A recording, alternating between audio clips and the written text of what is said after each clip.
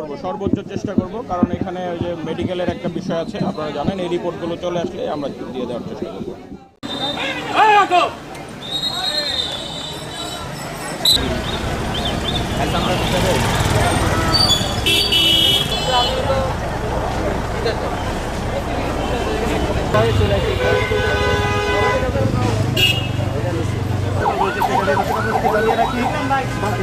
সদর মামলা আছে মাননীয় সংসদ সদস্য আপনারা দেখতে পাচ্ছেন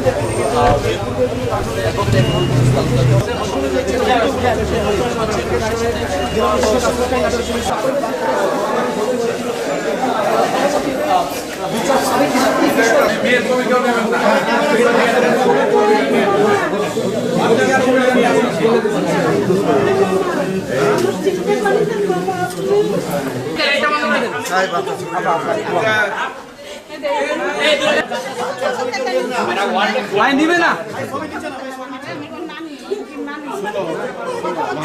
বন্ধ করেন।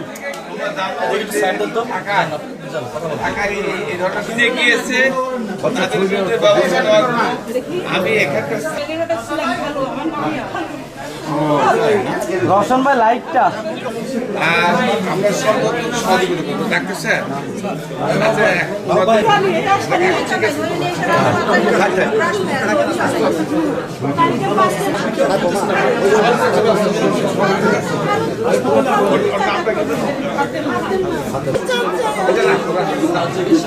হিসাব দিল আর আমি কথা দিচ্ছি এর ভিতরে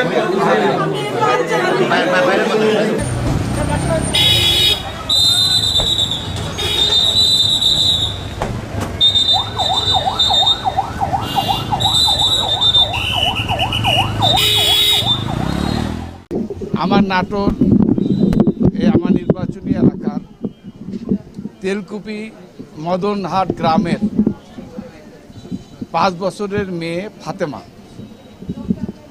তাকে শরীফুল নামে এক সন্ত্রাসী দুর্বৃত্তকারী আর কি একজন ক্রিমিনাল,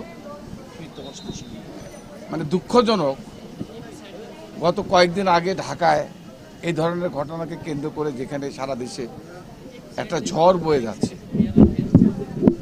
এই অবস্থায় আজকে এই নাটোরে এই ধরনের ঘটনা অত্যন্ত দুঃখজনক, অত্যন্ত একটা পরিতাপের বিষয়। এটা নাটোরের ইতিহাসে এরকম ঘটনা ইতিপূর্বে ঘটে নাই।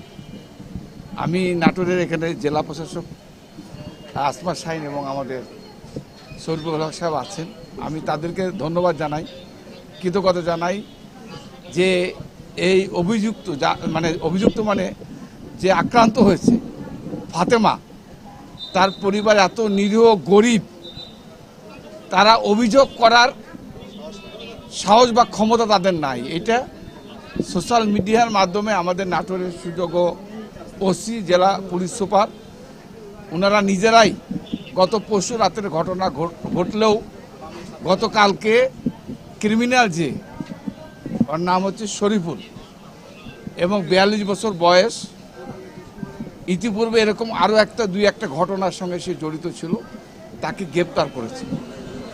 এবং আমি এই বাচ্চাকে দেখলাম, তার মায়ের তার নানির আহাজারি কান্না, এটা দুঃখজনক। আমি নাটোরের জেলা প্রশাসক এবং পুলিশ সুপার সহ আমার সাংবাদিক ভাই বোনেরা আছেন, আমি অনুরোধ করব এই ঘটনার সঙ্গে যারা জড়িত, আমরা চাই আমাদের প্রধানমন্ত্রী তারেক রহমান সাহেবও উনি ইতিপূর্বে পদক্ষেপ নিয়েছেন। আপনারা জানেন যে ঢাকায় এই ধরনের একটা ঘটনাকে কেন্দ্র করে একটা উত্তেজনাকর পরিস্থিতি হয়েছিল। রমিসা নামে একটা মেয়ের, রামিসা, তার বিরুদ্ধে উনি পদক্ষেপ নিয়েছে এবং তার দ্রুত আইনের মাধ্যমে তাদের বিচার নিশ্চিত করার পদক্ষেপ নিয়েছে। আমি আজকে নাটোরের মানুষকে আশ্বস্ত করছি, দেশের মানুষকে, আমার প্রশাসনের কর্মকর্তার সঙ্গে নিয়ে, যে এই ঘটনার সঙ্গে যারা জড়িত, যত শক্তিশালী হোক না কেন, ক্রিমিনাল ইজ ক্রিমিনাল, ক্রিমিনালের সাথে কোনো আপোষ নাই। অলরেডি যেহেতু ক্রিমিনাল গ্রেপ্তার হয়েছে এবং দ্রুত, এবং তার পরিবার থেকে তাদের দাবি, তাদের আর্থিক তারা সাহায্য চায় না, আমাদের জেলা প্রশাসক সাহায্য করতে চেয়েছে, তাদের দাবি হচ্ছে আমাদের অর্থ দরকার না, আমরা চাই জাস্টিস। আমি আপনাদের মাধ্যমে আশ্বস্ত করছি এই ক্রিমিনাল যত বড় শক্তিশালী হোক না কেন তার বিরুদ্ধে তাকে গ্রেপ্তার করা হয়েছে এবং দ্রুত চার্জশিট বা আইনগত যে সমস্ত বিষয়গুলো আছে আমরা অতি দ্রুত এবং যেভাবে ঢাকার রামিসার ক্রিমিনালের বিরুদ্ধে দ্রুত ব্যবস্থা গ্রহণ করা হচ্ছে আমরা নাটোরের প্রশাসন আমরা সবাই মিলে এই ক্রিমিনালের বিরুদ্ধে দ্রুত ব্যবস্থা গ্রহণ করে জাস্টিস যেটা বিচার আইনের আয়তায় যেটা বিচার বলে তা কার্যকর করার জন্য সর্বোত্তম পদক্ষেপ আমরা গ্রহণ করব।